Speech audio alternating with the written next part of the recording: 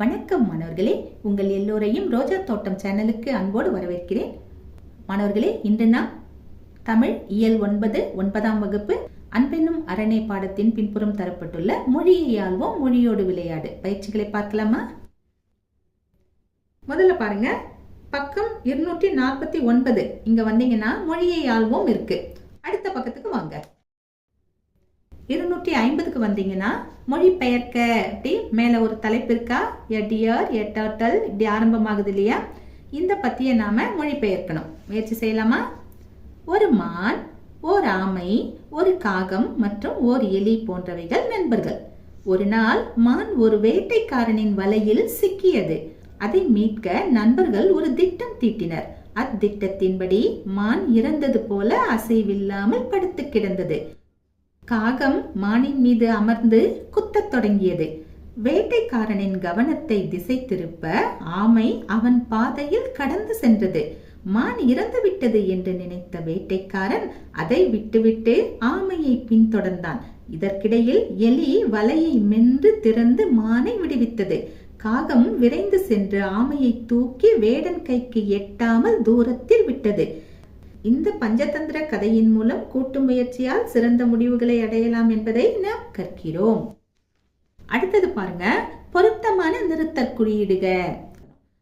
முயற்சி செய்யலாமா? ஆசிரியர் மாணவர்களிடம் காற்புள்ளி போட்டுக்கலாம். மேல இரட்டை மேற்கோள் குறி. மாணவர்களே, இந்த இடத்துல ஆச்சரியர் குறி.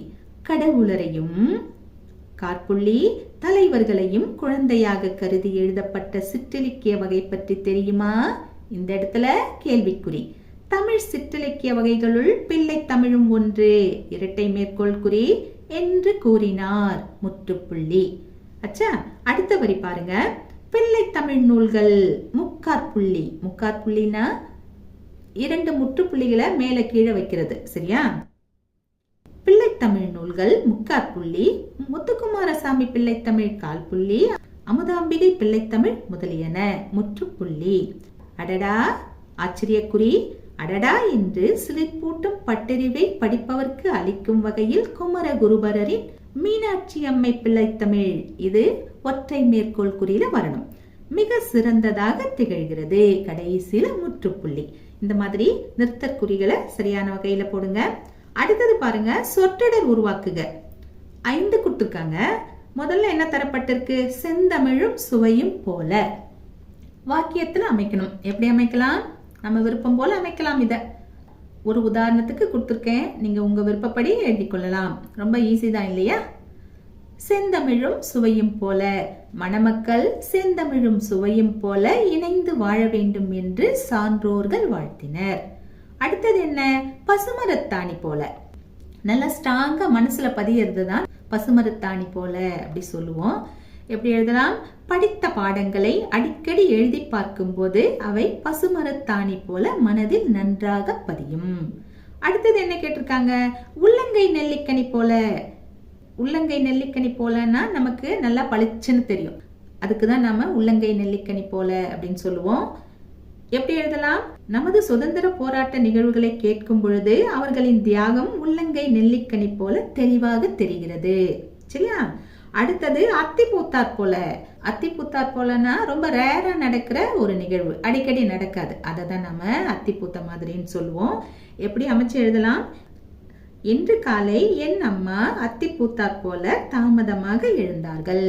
அம்மா எப்பவுமே சீக்கிரமே எழுந்துட்டு இருப்பாங்க போல, அன்னைக்கு ஒரு நாள் ஏதோ டயர்டா தூங்கிட்டாங்க. அதுதான் நம்ம இங்க அத்தி பூத்தார் போலன்னு சொல்றோம். அடுத்தது 5வது என்ன கேட்டிருக்காங்க? மழைமுகம் காணா பயிர் போல. மழைமுகம் காணா பயிர் எப்படி இருக்கும்? வாடி போயிருக்கும், சோர்ந்து போயிருக்கும் இல்லையா? ரொம்ப டல்லா இருக்கும். இதை நாம எப்படி வாக்கியத்தில் அமைக்கலாம்? பாபு முதலில் விடுதியில் சேர்ந்து படிக்க போன போது வீட்டு ஞாபகத்தில் மழைமுகம் காணா பயிர் போல வாடினான். அவனுக்கு வீட்டு ஞாபகம் வந்துருச்சு, சரியா? அடுத்தது பாருங்க, வடிவம் மாற்றுக. பாடலில் காணும் இலக்கிய வடிவங்களையும் அவற்றுக்கு புகழ் பெற்றோரையும் கண்டறிந்து எழுதுக. ஒரு பக்கத்துல நாம இலக்கிய வடிவங்கள்னு எழுதிக்கலாம். அதுக்கு நேரா புகழ் பெற்றோர்னு இன்னொரு தலைப்பை எழுதிக்கலாம். இப்ப பாருங்க, முதல்ல என்ன கொடுத்திருக்காங்க? வெண்பாவின் புகழேந்தி. இங்கே இடம்பெறும் இலக்கிய வடிவம் எது? வெண்பா என்னும் பாவடிவம். அதற்கு புகழ் பெற்றவர் யார்? புகழ் பெற்றோருக்கு நேரா புகழேந்தி புலவர்னு எழுதிக்கலாம். ஏன்னா வெண்பா எழுதுவதில் புகழ் பெற்றவர் புகழேந்தி புலவர். இவர் தான் நலவெண்பா எழுதினவர். சரியா? அடுத்தது என்ன கொடுத்திருக்காங்க? பரணிக்கு ஓர் சயங்கொண்டான். இங்கே இடம்பெறும் இலக்கிய வடிவம் எது? பரணி என்னும் சிற்றிலக்கிய வடிவம். சிற்றிலக்கியங்கள் பொதுவா 96ன்னு சொல்லுவாங்க. ஆனா அதை விட அதிகமாகவே இருக்குங்கிற கருத்தம் நிலவுது. அந்த சிற்றிலக்கிய வகைகளில் ஒன்றுதான் பரணி. சரியா? இதற்கு புகழ் பெற்றோர் யார்? ஜெயங்கொண்டார். நேரா ஜெயங்கொண்டார்னு எழுதிக்கலாம்.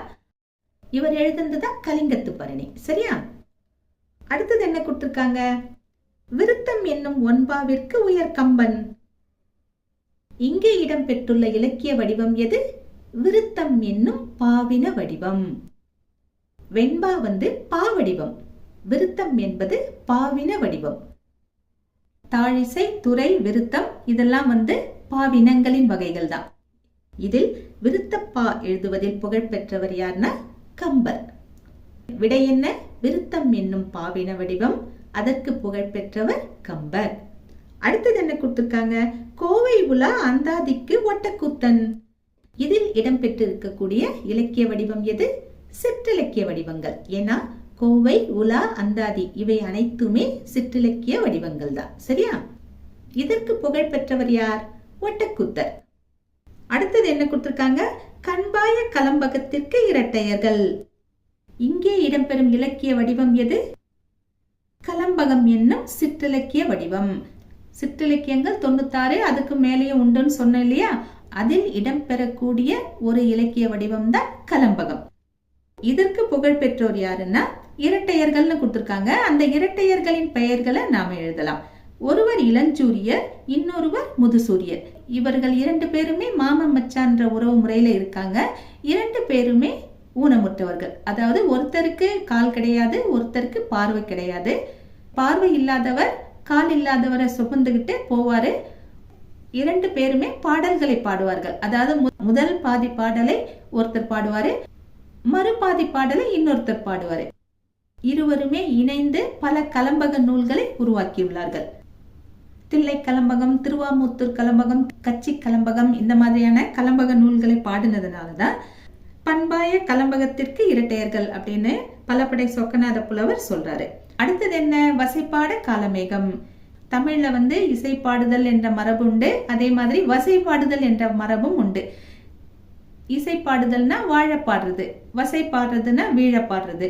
அதே சமயம் வசை பாடுதல் போது எல்லலா பாடுறது, நக்கலா பாடுறது இந்த மாதிரியும் சொல்லலாம். கொஞ்சம் திட்டி பாடுறது இந்த பொருளிலும் எடுத்துக்கொள்ளலாம். ஸ்லேடையா பாடுறதுன்னு எடுத்துக்கலாம். 2 அர்த்தத்துல பாடுறதுன்னு எடுத்துக்கலாம். இதற்கு யார் புகழ் பெற்றவர்னா காலமேக புலவர்.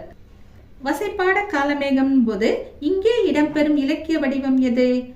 தனிப்பாடல் திரட்டு என்னும் இலக்கிய வடிவம். ஏன்னா தனிப்பாடல் திரட்டுல இவர் பாடிய பல பாடல்கள் இடம்பெற்றுள்ளன. சரியா? இது நகைச்சுவை பாடல்களின் வடிவமாகவும் இதை நாம் எடுத்துக்கொள்ளலாம். ஆனால் சிலேடை பாடல்கள் இடம்பெற்றிருக்கக்கூடிய இலக்கிய வடிவம் தனிப்பாடல் திரட்டு. சரியா? அடுத்தது பாருங்க.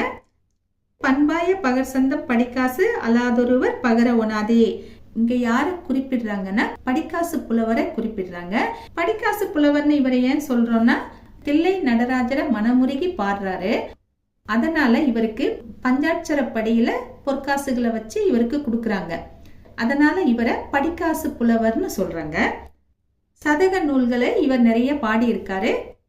இவருடைய இயற்பெயர் தெரியல. இவருக்கு பட்டப்பெயர் தான் படிக்காசு புலவர்ங்கிறது. தண்டலையார் சதகம், தொண்டை மண்டல சதகம் இப்படி பல பாடல்களை பாடியிருக்காரு. இங்கே இடம்பெறும் இலக்கிய வடிவம் சதகம் என்னும் சிற்றிலக்கிய வடிவம். ஆசிரியரின் பெயர் படிக்காசு புலவர். அடுத்தது பாருங்க. நூல் மதிப்புரை எழுதுக. நீங்கள் விரும்பி படித்த நூல் ஒன்றுக்கு மதிப்புரை எழுதுக. நீங்க விரும்பி படிச்சிருக்கணும், அந்த புத்தகத்துக்கு மதிப்புரை எழுதணும். மதிப்புரை எழுதுறதுன்னா என்ன? பொதுவா நாம ஃபுட் ரிவ்யூ பார்த்திருப்போம். ஒரு சாப்பாடு சாப்பிட்டுட்டு அது எப்படி இருக்கு அப்படின்னு சொல்லுவாங்க. மூவி ரிவ்யூ பார்த்திருப்போம். ஒரு படம் பார்த்துட்டு அது எப்படி இருக்குங்கிறத சொல்லுவாங்க இல்லையா? அதே மாதிரி ஒரு புத்தகத்தை படிச்சுட்டு அந்த புத்தகம் எப்படி இருக்குன்னு சொல்றதுக்கு பேரு தான் மதிப்புரை. அதாவது புக் ரிவ்யூ. இதை தான் நாம மதிப்புரைன்னு சொல்றோம். ஒரு புத்தகத்தை நாம முழுசா படிச்சிருக்கணும், புரிஞ்சு படிச்சிருக்கணும்.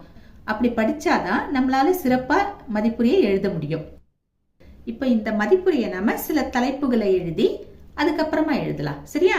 அந்த தலைப்புகள் என்னென்னங்கிறத முதல்ல பார்த்துக்கோங்க. நூலின் தலைப்பு, நூலின் மையப்பொருள், நூலின் மொழிநடை, நூல் வெளிப்படுத்தும் கருத்து, நூலின் நயம், நூல் கட்டமைப்பு, நூல் சிறப்பு கூறு, நூல் ஆசிரியர். இந்த மாதிரியான தலைப்புகளை எழுதி அந்த தலைப்புகளின் கீழே அதற்குரிய கருத்துக்களை நாம எழுதினா இதற்கான விடை முடிந்தது. முதல் தலைப்பு என்ன? நூலின் தலைப்பு. இந்த புத்தகத்துடைய பெயர் எழுதணும். நான் எந்த புத்தகத்தை தேர்ந்தெடுத்திருக்கேன்னா, ஆரோக்கியம் ஒரு பிளேட் பாகம் 2 இந்த புத்தகத்தை தேர்ந்தெடுத்திருக்கேன்.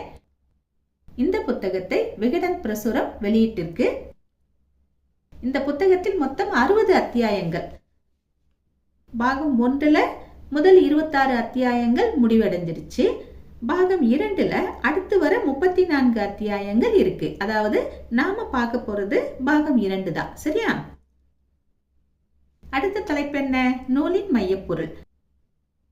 நூலின் மையப்பொருள்னா அந்த புத்தகம் எந்த கருத்தை வலியுறுத்தி சொல்ல வருதோ அந்த கருத்தை தான் நாம மையப்பொருள்னு சொல்லுவோம். உணவு என்றவுடன் நம் கண்முன் தோன்றுவது சோறுதான். அடுத்ததாக தோன்றும் காட்சிகள் தான் இட்லி, தோசை, சப்பாத்தி, பூரி, பொங்கல், பரோட்டா, உப்புமா போன்றவைகள் எல்லாம். இவை அனைத்துமே மாவு சத்தினை கொண்டவை, அதாவது கார்போஹைட்ரேட் சத்தினை கொண்டவை. நாம் தொடர்ந்து இவைகளை உண்ணும் போது அதிகப்படியான மாவுச்சத்து கொழுப்பாக மாறி நமது உடலில் சேமித்து வைக்கப்படுகிறது. இதனால் நமக்கு உடல் பருமன் ஏற்படுகிறது. இந்த உடல் பருமன் பல்வேறு நோய்களை நம்மிடம் கொண்டு வந்து சேர்க்கிறது. எந்தெந்த வழிகளில் உடல் பருமனை குறைத்து அது கொண்டு வந்து சேர்க்கும் நோய்களில் இருந்து தப்பிக்கலாம் என்ற வழிமுறைகளை விளக்குவதே இந்த நூலின் மையப்பொருள் ஆகும். நூலின் மையப்பொருள் முடிஞ்சிடுச்சு. அடுத்தது என்ன தலைப்பு? நூலின் மொழிநடை. மொழிநடைனா நமக்கு தெரியும் இல்லையா? அதாவது எந்த மாதிரியான மொழிநடையை பயன்படுத்தியிருக்காருன்னு எழுதணும். இந்த புத்தகத்தின் மொழிநடை எப்படி இருக்குன்னா, அதிகம் கல்லாதவர்களும் எளிதில் புரிந்து கொள்ளும் வகையில் எளிமையான உரைநடை முறை பின்பற்றப்பட்டுள்ளது. உணவு பழக்க வழக்கங்களில் அன்றாட வாழ்வில் எதிர்கொள்ளும் சிக்கல்களை புரிய வைக்க ஆங்காங்கே சில ஆங்கில சொற்களும் பேச்சு வழக்கு சொற்களும் இடம்பெற்றுள்ளன. அறிவியல் பூர்வமாக விளக்க இந்த மொழிநடை அவசியமாகிறது. யதார்த்தமான மொழிநடையே சொல்ல வந்த கருத்துக்களை வாசகர்களிடம் கொண்டு சேர்க்கும் என்பதை ஆசிரியர் நன்கு உணர்ந்துள்ளார். அடுத்த தலைப்பென்ன? நூல் வெளிப்படுத்தும் கருத்து. ஏறக்குறைய நூலின் மையப்பொருள்ல உள்ள கருத்துக்கள் தான் இங்க இடம்பெறும். சரியா? கொஞ்சம் விரிவா இங்க எழுதலாம். இந்த நூல் எந்தெந்த கருத்தை வெளிப்படுத்துதுங்கிறத நாம வரிசைப்படுத்தலாம். உடல் பருமன் எதனால் ஏற்படுகிறது? உடல் இளைப்பு எதனால் ஏற்படுகிறது? எதையெல்லாம் சாப்பிட வேண்டும்? எதையெல்லாம் குறைவாக சாப்பிட வேண்டும்? விரத முறையை எப்படி கடைபிடிப்பது? கர்ப்பிணிகள் கடைபிடிக்க வேண்டிய உணவு முறை எது? குழந்தைகளுக்கான சரியான உணவு முறை எது? காய்கறிகளில் உள்ள சத்துகள் எவையவை? அதனை தினசரி சரியான வகையில் உண்பது எப்படி? மசாலா பொருட்களின் வரலாறு என்ன? மசாலா பொருட்களின் நன்மைகள் என்னென்ன? பதப்படுத்தப்பட்ட உணவுகளை உண்ணலாமா? அவைகளின் உரையின் மேல் குறிப்பிடப்படும் குறிப்புகளுக்கான பொருள் என்ன? நம் உணவை சிறப்பானதாக மாற்றுவதில் நுண்ணுயிரிகளின் பங்கு என்ன? இப்படி பற்பல வினாக்களுக்கான விடைகளை அடுக்கிக் கொண்டே செல்கிறது இந்நூல்.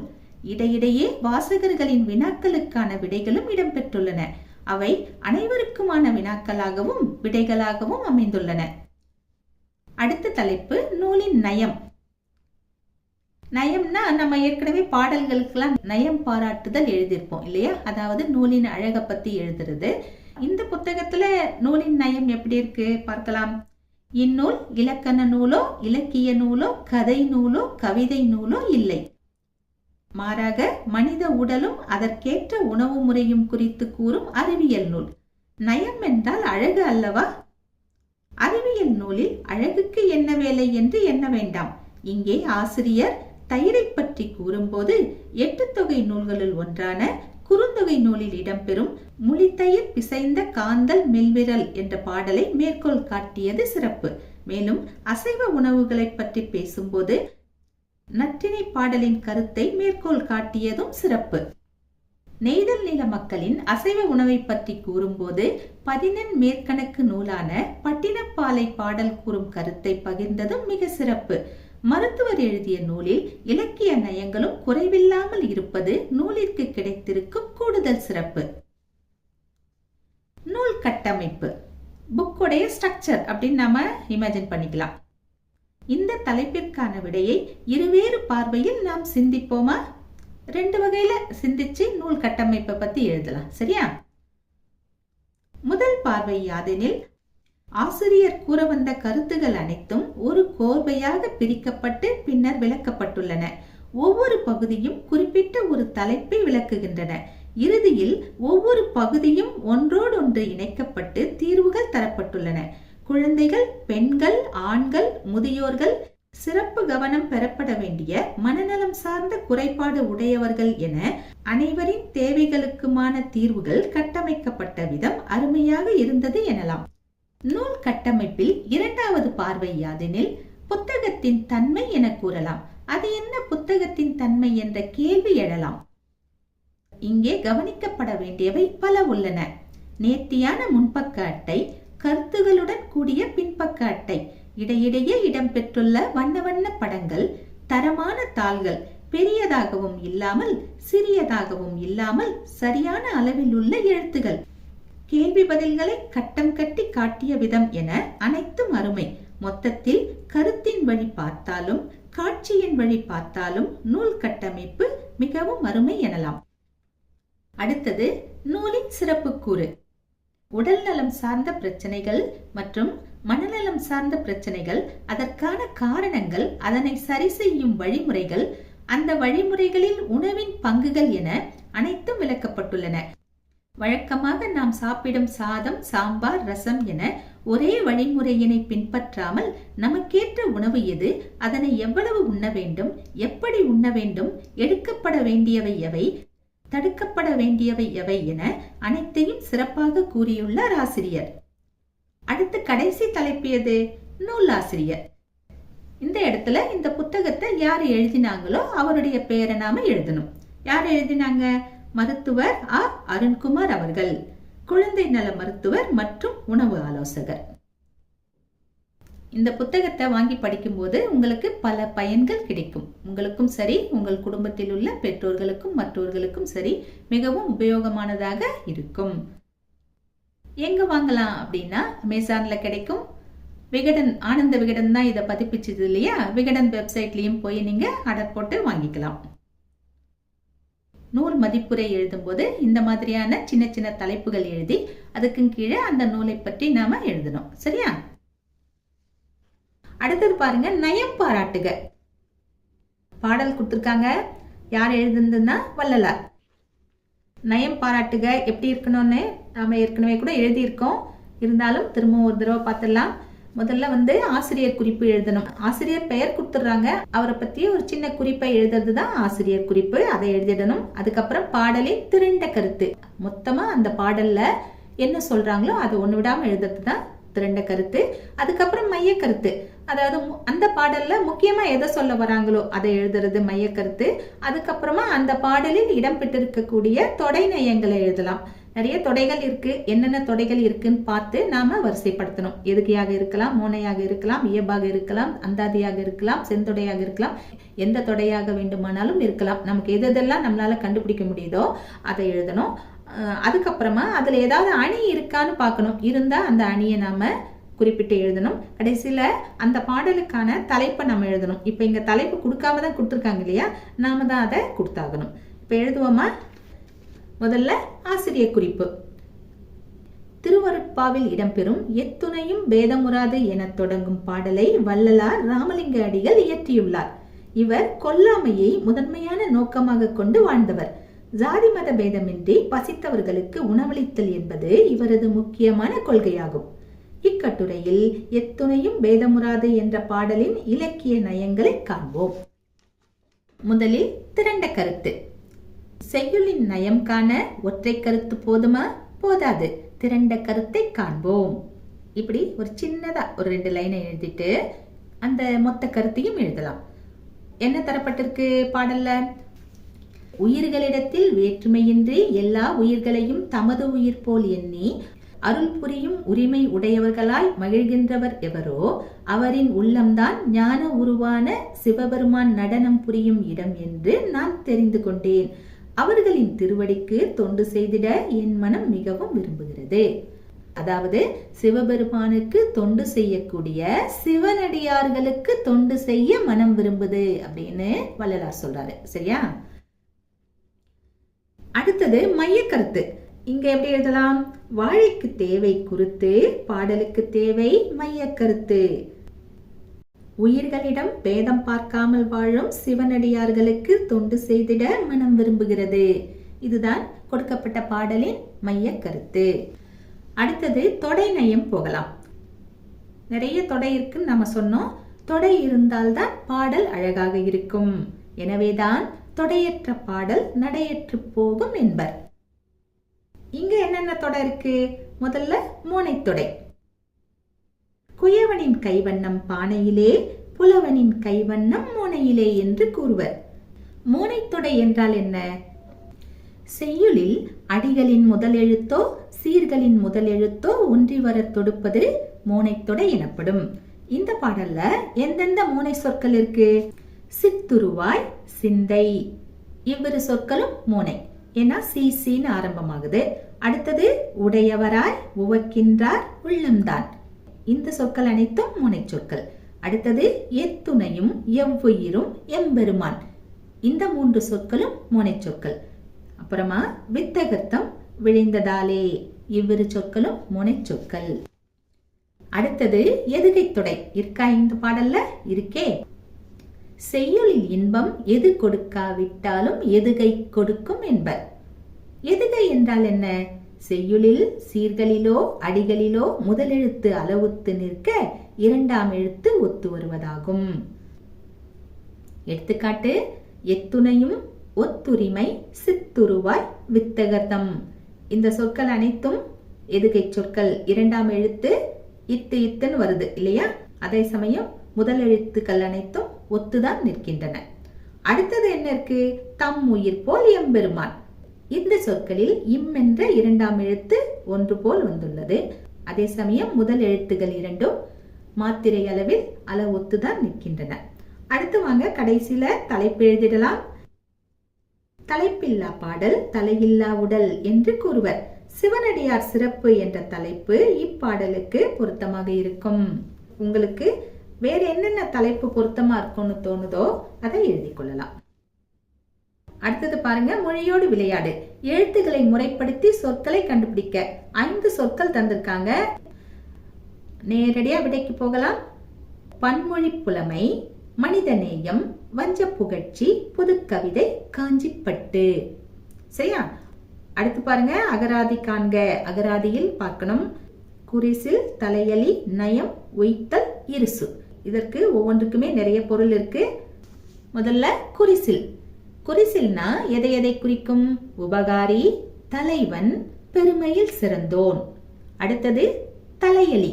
தலையலினா கருணை, பரிசலி, இனியவை கூறல், காத்தல். இந்த பொருள்களில் எல்லாம் வரும். நயம். நயம்னா அழகு இல்லையா? நமக்கு தெரிஞ்சு நயம்னா அழகு. வேறு என்னென்ன பொருளில் வரும்? திறன், மேன்மை, இன்பம், சிறப்பு. அடுத்தது உய்த்தல். உய்த்தல் என்றால் நுகர்தல், கொடுத்தல், நடத்தல், கொண்டு போதல், செலுத்துதல். கடைசியில இருசு. இருசு என்பதற்கு நேர்மை என்ற பொருளுண்டு, வண்டி அச்சு என்ற பொருளுண்டு, மூங்கில் என்ற பொருளும் உண்டு. அடுத்து பாருங்க, தொகை சொற்களை கொண்டு பத்தியை சுருக்குக. இங்க பத்தி கொஞ்சம் விரிவா இருக்கு. ஏன்னா அவங்க விரிச்சு கொடுத்துருக்காங்க. அதை நாம தொகைப்படுத்தணும். இங்க எப்படி ஆரம்பமாகுது? சேர சோழ பாண்டிய அரசர்களிடம் யானைப்படை, குதிரைப்படை, தேர்ப்படைன்னு ஆரம்பமாகுது இல்லையா? சேர சோழ பாண்டியரை நாம் என்ன சொல்லுவோம்? மூவேந்தர்கள்னு சொல்லுவோம். யானைப்படை, குதிரைப்படை, தேர்ப்படை, தரைப்படையை நாம் என்ன சொல்லுவோம்? நாற்படைகள்னு சொல்லுவோம். மாப்பலா வாழைய முக்கணிகள்னு சொல்லுவோம். கிழக்கு மேற்கு வடக்கு தெற்க இதை நாற்றிசைகள்னு சொல்லுவோம். குறிஞ்சி முல்லை மருதம் நெய்தல நிலங்கள்னு சொல்லுவோம். இம்மை மறுமை இதை இருமைன்னு சொல்லுவோம். இந்த வார்த்தைகளை உபயோகப்படுத்தி சுருக்கி எழுதலாம். மூவேந்தர்களிடம் நாற்படைகள் இருந்தன. அவர்கள் முக்கணிகளுடன் விருந்தோம்பல் செய்தனர். நாட்டிசைகளில் அவர்களின் ஆட்சி புகழ் பரவி இருந்தது. தமிழகத்தின் நானிலங்களில் உள்ள புலவர்கள் இவ்வரசர்களை இருமையிலும் வாழ்கவென்று வாழ்த்தினர். அடுத்தது பாருங்க, வினை பகுதிகளை எச்சங்களாகவும் முற்றாகவும் மாற்றுக. இந்த பத்தியை படிக்கும் போது அது எச்சமா வருமா முற்றா வருமானு நமக்கே புரியும். நம்ம முயற்சி செய்யலாமா? பூங்கொடி நேற்று பள்ளிக்குன்னு கொடுத்துருக்காங்க. அடைப்புக்குறிக்குள்ள செல்னு இருக்கு. இங்க அதுக்கு அடுத்து பாத்தீங்கன்னா நிறுத்தற்குறிய பார்க்கணும். என்ன இருக்கு? கமா இருக்கு, காற்புள்ளி இருக்கு. அதுக்கு ஏற்ற மாதிரியான எச்ச சொற்களோ முற்றாகவோ இதை நாம எழுதணும். பூங்கொடி நேற்று பள்ளிக்கு சென்று தன் தோழிகளை கண்டு மகிழ்ச்சியுடன் உரையாடினாள். பின்னர் வங்கிக்கு போய் தான் கூடுதலாக செலுத்திய தொகையை திரும்ப பெற்று கொண்டு வந்தாள். வரும் வழியில் வீட்டுக்கு வேண்டிய பொருள்களை வாங்கினாள். அங்கு நின்றிருந்த பேருந்தில் ஏறி வீடு திரும்பினாள். என்னன்னா இதுல அடைப்புக்குறிக்குள்ள என்ன சொல் இருக்கு அதை பார்க்கணும். அதே சமயம் அந்த அடைப்புக்குறிக்கு அடுத்து எந்த நிறுத்தற்குறி வந்திருக்குன்னு பார்க்கணும். முற்றுப்புள்ளி இருந்தா அதுக்கு தகுந்த மாதிரி எழுதணும், காற்புள்ளி இருந்தா அதுக்கு தகுந்த மாதிரி எழுதணும். சரியா? அடுத்தது பாருங்க, பொருத்தமான தமிழ் எண்களை கொண்டு நிரப்புக. தமிழ் எண்கள் இதற்கு தெரிஞ்சாகணும். 0 to 9 வரைக்கும் எப்படி எழுதணுங்கிறது இங்க தரப்பட்டிருக்கு பாருங்க. இதை வச்சுட்டு இந்த கோடிட்ட இடங்களை நாம நிரப்பணும். தமிழில் உள்ள மொத்த எழுத்துக்கள் டேஷ் ஆகும்னு இருக்கு. மொத்த எழுத்துக்கள் எத்தனை? 247 இல்லையா? அதுக்கு என்ன வரும்? 2க்கு என்ன வரும்? 4க்கு என்ன வரும்? 7க்கு என்ன வரும்னு பார்த்து எடுத்து எழுதணும். இவை முதல் எழுத்து சார்பெழுத்து என்று 2 பிரிவாக பிரிக்கப்படும். 2 எப்படி எழுதணும் பார்த்துக்கோங்க. டேஷ் உயிரெழுத்துகள் இருக்கு, 12 உயிரெழுத்துகள் இல்லையா? 12 எப்படி எழுதணும்? எழுதிடலாம். டேஷ் மெய்யெழுத்துகள் 18 மெய்யெழுத்துகள் இல்லையா? 18 எப்படி எழுதணும்? 1 எப்படி எழுதணும்? 8 எப்படி எழுதணும் பார்த்து எழுதினா 18 கிடைச்சிடும். ஆகிய டேஷ் எழுத்துகளும் முதல் எழுத்துகள் எனப்படும். ஆக 12ம் 18ம் கூட்டினா நமக்கு 30 கிடைக்கும் இல்லையா? அப்ப 30 எப்படி எழுதணும்னு பார்த்து எழுதணும். அதுக்கடுத்து இவற்றை சார்ந்து பிறப்பவை சார்பெழுத்துகள் என்று அழைக்கப்படுகின்றன. சார்பெழுத்துகள் டேஷ் வகைப்படும். சார்பெழுத்துகள் 10 வகைப்படும் இல்லையா? 10 எப்படி எழுதணுங்கிறத பார்த்து எழுதணும். 10னா 1க்கு கா, சுழியத்துக்கு சுழியந்தான், 0க்கு 0. சரியா? அடுத்தது பாருங்க, காட்சியை கண்டு கவினுரை எழுதுக. மாணவர்களே, இங்கு கொடுக்கப்பட்டிருக்கிற கவிதை கவிதை கிடையாது, கவிதை மாதிரி. சரியா? ரொம்ப சிம்பிளா இருக்கும்.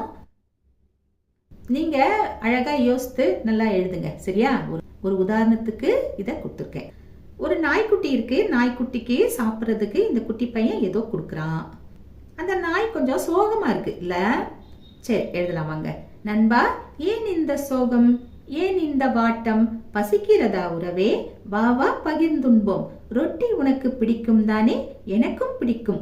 ஒரு பாதி உனக்கு, மறுபாதி எனக்கு. எங்கே கொஞ்சம் சிரி, உன் அழகான வாளை அலை போல ஆட்டு. அடுத்தது பாருங்க, நிற்க அதற்கு தக. 3 கருத்துக்கள் கொடுத்திருக்காங்க. 4வதா உள்ளதை நாம எழுதியாகணும். என்ன தலைப்புக்கு கொடுத்திருக்காங்க? நான் தலைமை பொறுப்பிற்கு வந்தால். நீங்க லீடர் ஆனீங்கன்னா என்ன பண்ணுவீங்க அப்படிங்கிறது கேள்வி. அவங்களே 3 கருத்து கொடுத்திருக்காங்க. என்னென்ன கொடுத்திருக்காங்க? அனைவரிடமும் பாகுபாடின்றி நடந்து கொள்வேன், இயன்றவரை பிறருக்கு உதவுவேன், பெரியோர்களின் அறிவுரைகளை கேட்டு நடப்பேன். அவங்க கொடுத்துட்டாங்களா? கடைசியா உள்ளத நாம எழுதணும். நம்ம விருப்பம் போல எழுதலாம் யோசித்து. நான் என்ன கொடுக்கிறேன்னா, சொல்லிலும் செயலிலும் சிறந்த முன்மாதிரியாக திகழ்வேன். மாணவர்களே, இன்று நாம் அன்பென்னும் அரணே என்ற பாடத்தில் கொடுக்கப்பட்ட மொழியை ஆள்வோம், மொழியோடு விளையாடு பயிற்சிகளை பார்த்தோம். நாம் வேறு பாடத்தோடு மீண்டும் சந்திக்கலாம். டாடா, பாய்.